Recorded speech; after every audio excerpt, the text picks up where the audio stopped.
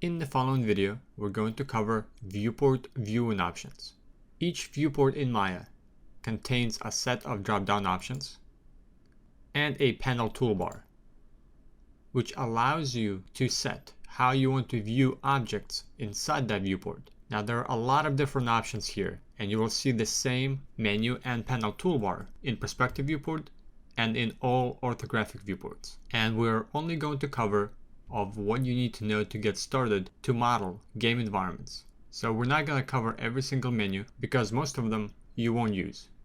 One of the most common functions to set up inside your perspective viewport for modeling environments is to enable wireframe on shaded.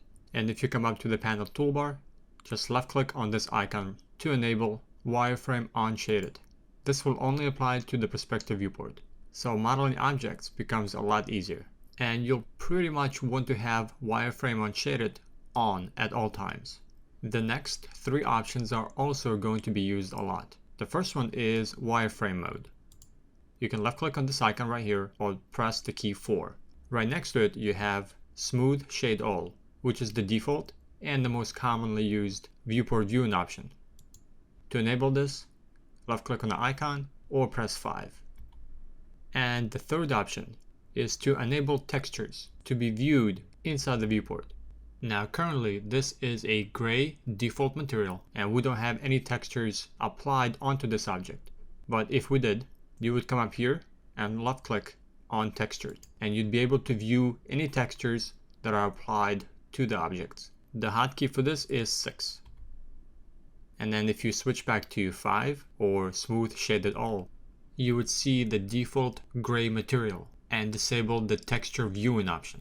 So these 4 keys, wireframe 4, shaded display 5, and being able to view textures 6, are the 3 commonly used hotkeys and viewport viewing options. There is another one for lighting, which isn't used very often, especially for modeling game environments, but it could be useful if you're testing and including some lights in Maya to see how the objects will look. Now we don't have any lights in the scene, but coming up here, you would enable lighting. You'd be able to see how lights affect objects, or the hotkey is 7. Now let's go ahead and press 5 to switch back to smooth shaded all. Smooth shaded all, along with wireframe on shaded, will be what you'll be using most of the time to model game environments.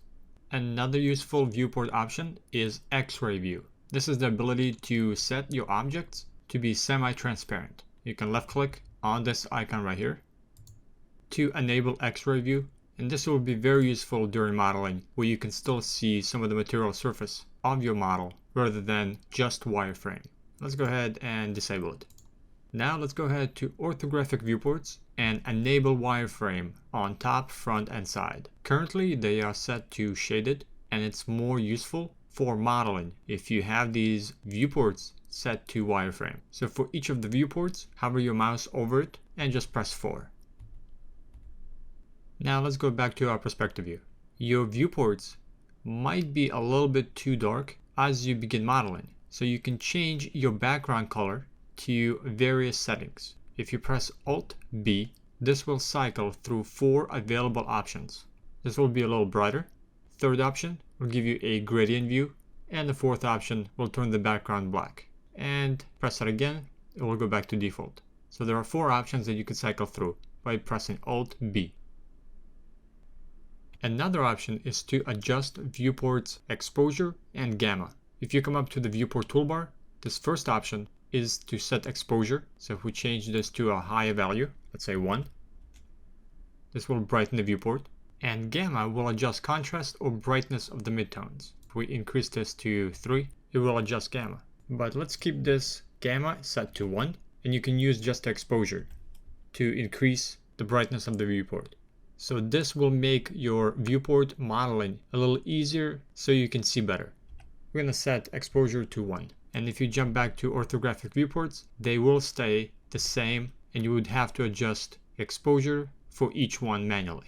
But if you press Alt-B, this will change the background color in all of the viewports. If you want more control over customizing background color, go to Windows, Setting Preferences, Color Settings, and expand 3D views. Here you can modify background color, gradient top, gradient bottom. And I'm going to go and reset this to default. Next very useful option is to be able to isolate selected.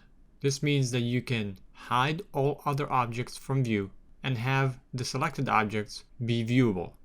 So here we have our cube. Let's go ahead and create a cylinder. Let's move this out of the way. Let's create a cone.